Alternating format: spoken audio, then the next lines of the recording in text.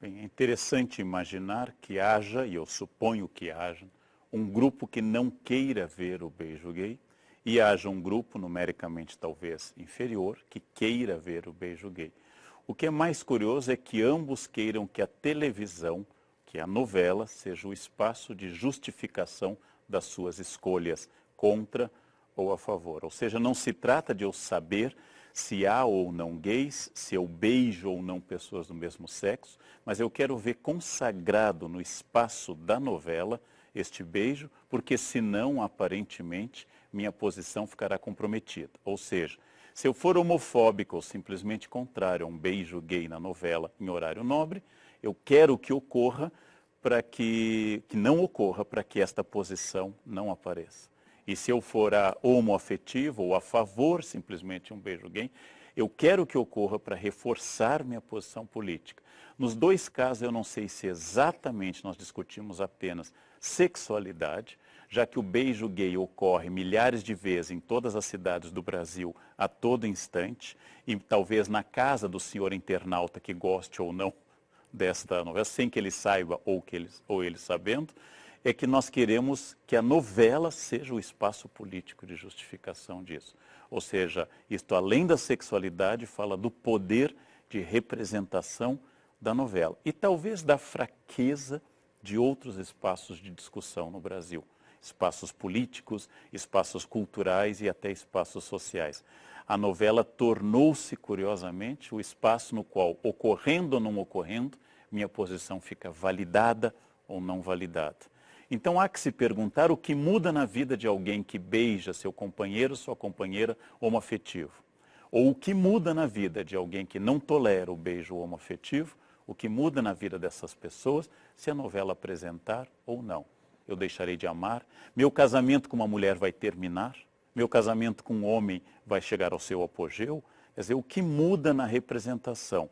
Mais uma vez é curioso supor que no Brasil o espaço da representação ocupa um espaço de realidade. É uma inversão da ideia do George Orwell de 84, no qual a televisão tem que ser assistida. Quer dizer, a televisão que aparentemente nos assiste. Nós somos espectadores de uma realidade que é a novela. Nós somos a novela e a novela é a realidade. É como se eu invertesse a ideia do George Orwell, de um grande irmão olhando tudo, e como se, na verdade, o único espaço de realidade do mundo fosse o espaço de um Big Brother ou de uma novela. Citando Foucault, aparentemente é preciso que haja um hospício para que as pessoas que estão fora entendam que não são loucas.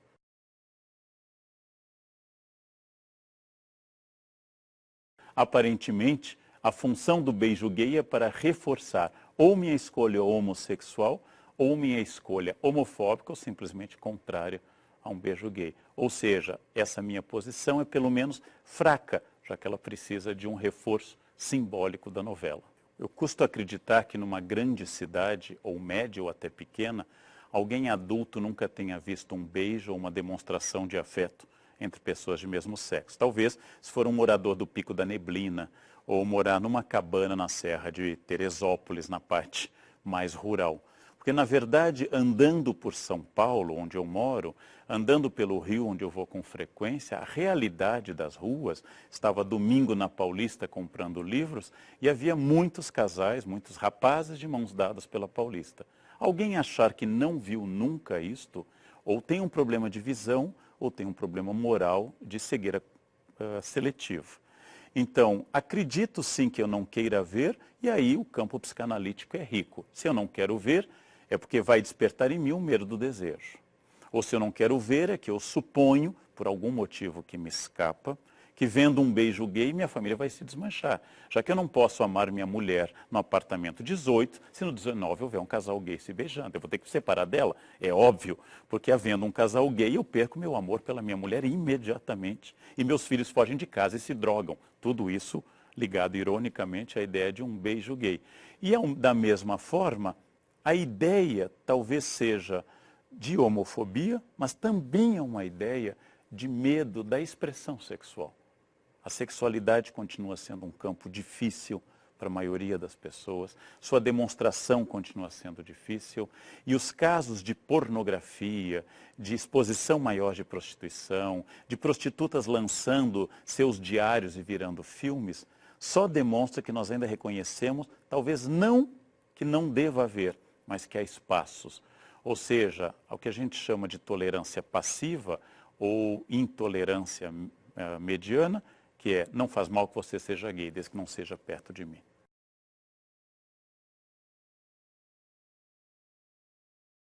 Eu acho que, em primeiro lugar, nós temos uma postura que lembra um pouco a postura vitoriana, a postura que condenou o irlandês Oscar Wilde. Não importa o que você faça, o que você não pode é ir a público. Não importa que você seja gay, bissexual, que você seja adúltero, que você seja celibatário. Importa que posições não oficiais não venham a público. Esta normatividade sexual, ela faz crer à sociedade, e esse é um dos conceitos mais caros da chamada sociedade conservadora, que existe uma ideia de normal.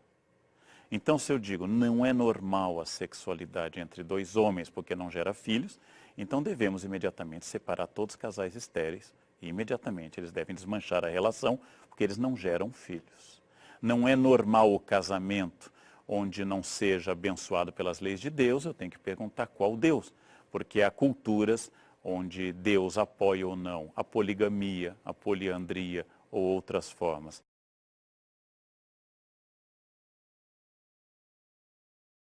Somos talvez a geração mais exposta à sexualidade pública, notória e invasiva, inclusive. Eu posso entender isto como o início de um processo de liberação, talvez começado na década de 1960, e eu posso entender como uma sofisticação de um processo conservador, no qual se fala para não fazer, se classifica para não enfrentar e se multiplicam os nomes sexuais e as taras sexuais e os gostos e as preferências para tentar domesticar, medicalizar, tornar clínico o procedimento sexual. E talvez seja essa grande aspiração conservadora, um mundo que a sexualidade seja enquadrada, que ela se comporte de acordo com procedimentos socialmente reconhecidos. Só que historicamente nunca houve este momento. Nunca houve um momento que a sexualidade fosse dominantemente ou absolutamente de um jeito e todos aceitassem. O que existe em todos os campos, na luta dos negros, na luta das mulheres, na luta dos gays, é a passagem dessas três etapas tradicionais.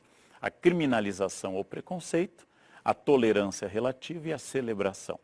Como nós estamos na fase da celebração, Dia do Orgulho Gay, Dia do Orgulho Negro, Dia da Mulher, o resultado também é que a celebração, infelizmente, nessa etapa, traz à tona mais reação.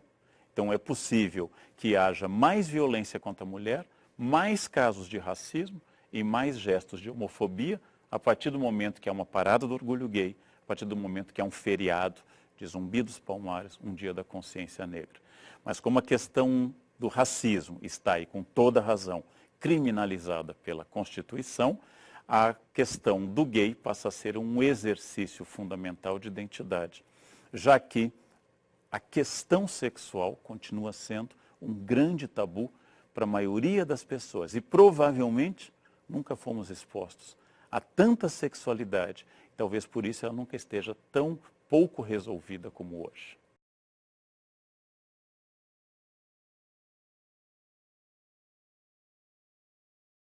Bem provavelmente, quando as personagens alvo de preconceito na nossa sociedade encontravam um papel mais definido, ou seja, a vida homossexual e homoerótica era vivida de forma muito alternativa, em lugares muito alternativos, quando não havia debate sobre direitos femininos, quando os negros aceitavam como um dado natural a ideia do racismo, quando havia orgulho das massas cantarem na década de 30, o teu cabelo não nega mulata porque és mulata na cor, provavelmente neste período o exercício do preconceito era mais tranquilo por parte do preconceituoso.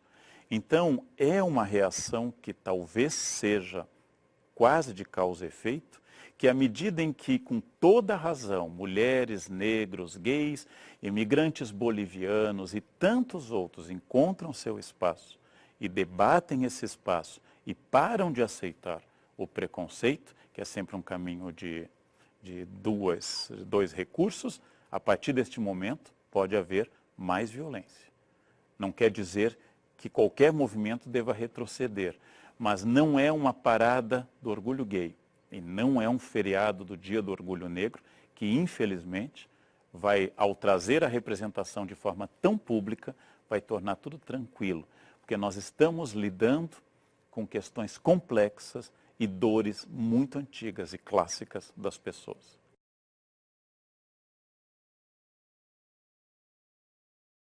É um debate que vem de há muito tempo, trazido também por McLuhan e outros teóricos da comunicação, se a mídia é o espelho da sociedade, ou se ela é um instrumento de transformação, ou se ela representa a circularidade de ideias, em que ideias já aceitas são consagradas na mídia e voltam para a sociedade, posição que parece bastante interessante. Ou seja, que a mídia não é nem a espelho passivo e nem é a alavanca transformadora da sociedade, mas tem uma circularidade de ideias, no seguinte sentido: não há por que imaginar que as televisões que enfrentaram temas tão ásperos no passado e colocaram em horário nobre adultério, colocaram em horário nobre uso de drogas, esquizofrenia, clonagem e racismo, e enfrentaram o público conservador, que também é racista, é contra as drogas e é contra quaisquer desvios da chamada norma padrão, mas que se ressinta de atacar este ponto. Então é curioso supor que, se as novelas em horário nobre já colocaram gente usando drogas em horário nobre, gente sendo assassinada, se já presentearam o público brasileiro em plena noite de Natal com Odete Roitman levando um tiro, na noite de Natal, se mostraram casos complexos, inclusive como hermafroditismo na novela, se mostraram a este ponto que tenham exatamente um ponto, que seja o homoerotismo, que as novelas resistam a fazer.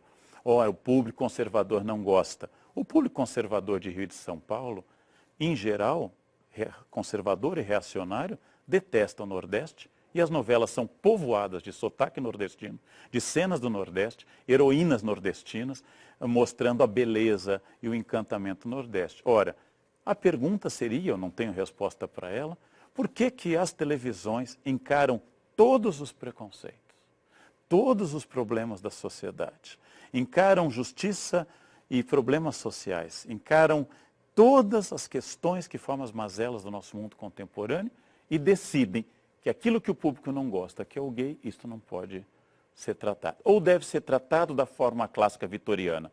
Há gente gay na novela, só não podem demonstrar que são gays. Ou seja, nesse sentido, voltamos ao falecido Oscar Wilde em 1900. Ou seja, não importa o que você seja, importa que você apareça. Sinal que 114 anos depois da morte de Oscar Wilde, nós estamos no ponto da interpretação vitoriana de sociedade. Não importa sua sexualidade, ela só não pode aparecer.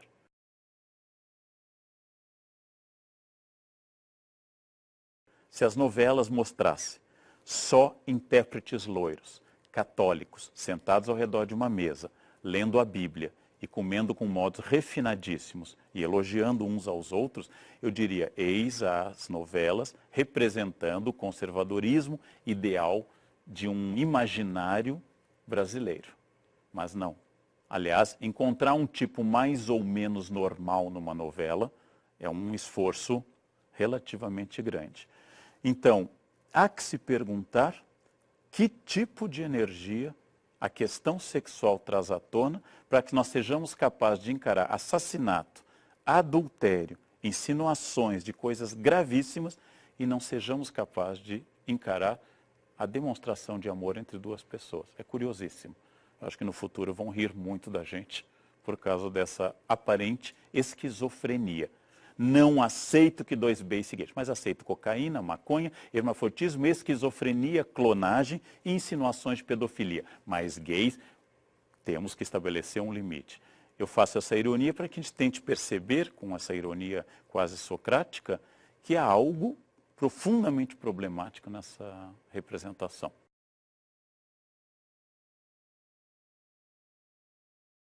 Não, nós estamos até melhores que a Rússia, que acaba de estabelecer lei recente sobre proibição de exposição de afetividade, coisa que vai refletir nas Olimpíadas de Inverno agora, em fevereiro de 2014. Nós estamos em melhores que sociedades curiosas como o Irã, onde a homossexualidade é criminalizada, mas a operação de transformação do sexo é paga pelo Estado, que é a aparente contradição.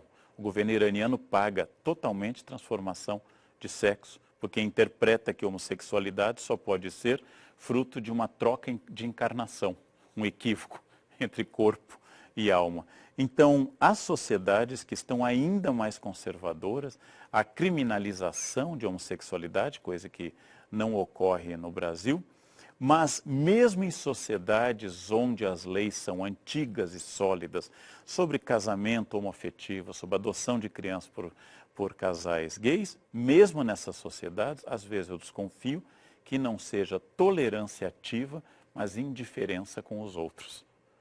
Que às vezes eu acho que as sociedades ditas do primeiro mundo, não é que elas defendam o seu direito, elas estão absolutamente indiferentes. Se você case com uma cenoura, com um companheiro, com uma companheira, ou morra casto e celibatário. Então, nós vamos mal quase globalmente. Há, se eu quiser ser otimista no Brasil, a chance de discutir isso em horário nobre. E isto é um grande avanço. Eu recomendaria que, talvez a melhor postura, é que todos os lados envolvidos entendessem que estamos tratando de questões muito maiores do que uma novela que será esquecida dentro em breve. Estamos tratando da resolução que cada pessoa tem com a questão sexual. E como essa resolução raramente é satisfatória, eu transfiro para os outros meu procedimento de inveja, de denegação, de desejo ou de simplesmente odiar que o outro viva de forma feliz aquilo que eu desejo e reprimo.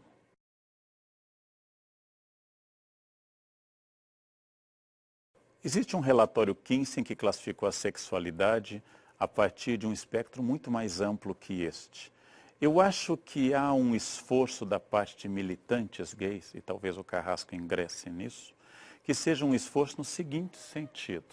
Se Leonardo da Vinci foi gay, se Schubert foi gay, se Caravaggio foi gay, se tantas personagens foram gays, então eu também posso ser, porque eles foram personagens representativas. Agora, dizer que todas as pessoas são bissexuais parece ser uma generalização tão perigosa quanto o pensamento conservador de que todos sejam heterossexuais. Para o historiador, todo ser humano é sexuado. Classificá-lo com prefixos e radicais ou temas, homo, bissexual, hipersexual, assexuado, são classificações culturais muito recentes. Essas questões mudaram muito ao longo de séculos. Não há sequer a palavra homossexualidade na Grécia clássica. Isso é uma palavra do século XIX e a tentativa do século XIX de medicalizar o comportamento humano. Isso não acontece só com a sexualidade. Quando eu era criança, uma criança distraída não tinha concentração. Hoje ela precisa de Ritalina. Nós estamos medicalizando absolutamente tudo. Não existe mais cultura, formação ou sociedade. E esta é uma questão muito mais ampla. Dizer que todos são bissexuais pressupõe que todos sintam desejo pelos dois sexos. Aparentemente, é uma generalização.